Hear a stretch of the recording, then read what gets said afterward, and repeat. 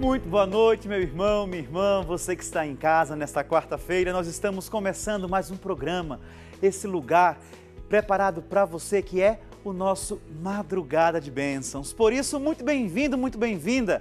O Madrugada está começando, esse lugar, este horário que nós temos para o nosso encontro com Deus, nosso encontro com os irmãos. Pois é, você já sabe, nós somos a grande família do povo de Deus. Nós somos a grande família cristã e aqui a Rede Século XXI nos proporciona este encontro. Todos os dias, às 11h30 da noite, nós temos esse encontro marcado aqui na Rede Século XXI. Cada dia um padre diferente vem fazer a explanação de um tema, vem realizar uma oração, vem atender os questionamentos de todos nós cristãos católicos. E assim, juntos como família, nós crescemos na fé. Por isso, nós agradecemos a você, a sua audiência, agradecemos a você, a sua participação conosco e queremos dizer muito obrigado por você fazer parte dessa grande família que é a Rede Século XXI, sempre fazendo mais por você. E hoje, você é convidado a entrar na dinâmica da comunhão com Deus. Como viver a comunhão com Jesus? Como viver a comunhão com a divindade, com o transcendente? Este é o nosso tema de hoje. Então, quando nós falamos em comunhão, de repente, a primeira imagem que pode vir à nossa mente, a primeira cena que pode vir ao nosso pensamento é a hora da comunhão eucarística, quando nós entramos nas fileiras das missas e vamos receber o corpo e sangue de Cristo, certo? Comunhão. Mas comunhão não é somente comungar o corpo e sangue de Cristo, é também comungar o corpo e sangue de Cristo. Comunhão vem de uma palavrinha que significa participar. Participar da graça divina, participar junto a Deus. Comunhão significa estar junto com. Comunhão significa estar com aquele ou aquela que está junto a nós. Por isso, hoje, quando nós nos propomos a refletir esse tema da comunhão com Jesus, nós vamos lá atrás, lá no livro do Gênesis, lá no início da Sagrada Escritura, quando Deus cria a pessoa humana, quando Deus cria o homem e a mulher. E lá o autor bíblico, ele nos relata que Deus criou o homem e a mulher e os dois formaram a sua carne. E Deus entregou todo o universo para que fosse governado por eles. Neste ato da criação, homem e mulher, o ser humano, ele recebe de Deus não somente a vida, ele recebe de Deus a vida plena, a graça santificante, a graça da imortalidade. E Deus, ele entrega tudo àqueles a quem ele cria e dá total e inteira liberdade para que homem e mulher pudessem governar as aves do céu, os peixes do mar, os animais da terra. Mas Deus, ele orientou, ele deu uma orientação àqueles que criara. Podeis tudo fazer, menos comer do fruto que está no centro do jardim. Ora, Deus, ele permitiu tudo e pediu apenas um voto, pediu apenas um voto de obediência, para que homem e mulher não saíssem em busca daquilo que Deus havia orientado. Mas o ser humano, ele é ser humano desde a sua essência, e nós tendemos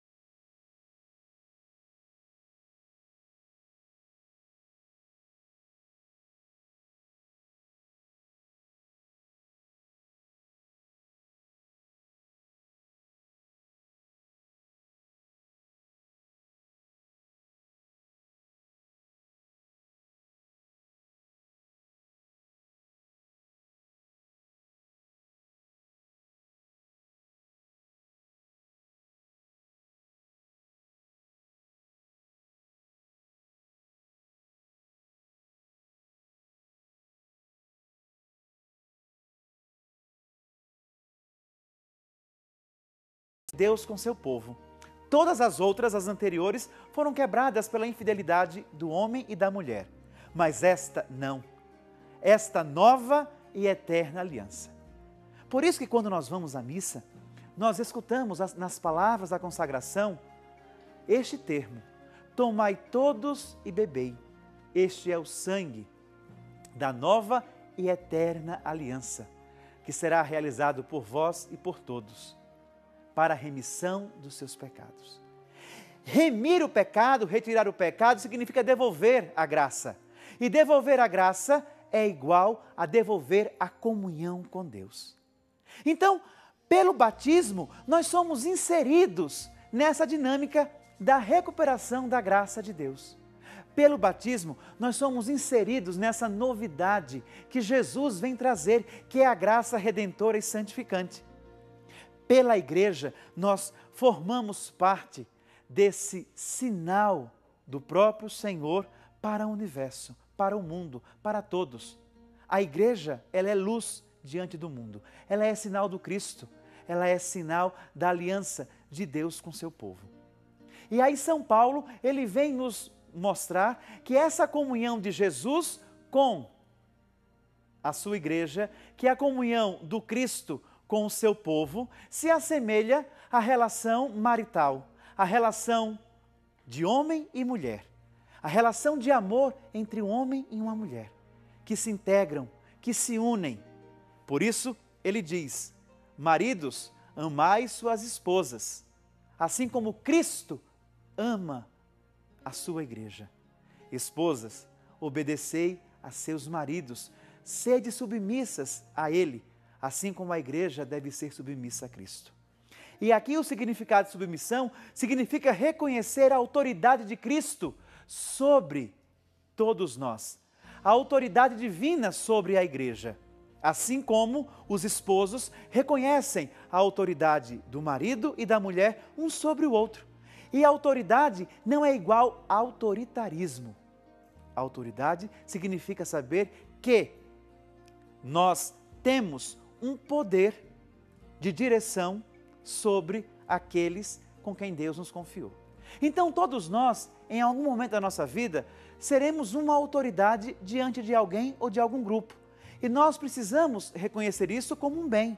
Porque quando há a desobediência ou a negativa desse reconhecimento da autoridade, nós rompemos mais uma vez com a aliança. E aí saímos novamente do caminho para os atalhos.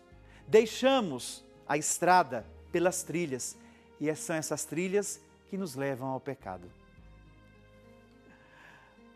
Obedecer nem sempre é agradável. É uma palavra que está extinta dentro da sua real significância de atos.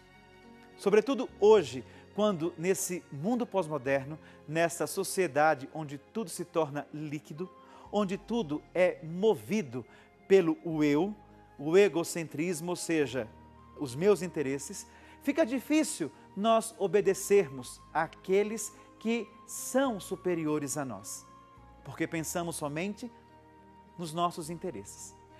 Por isso que é tão difícil hoje o ser humano manter esta comunhão com Deus.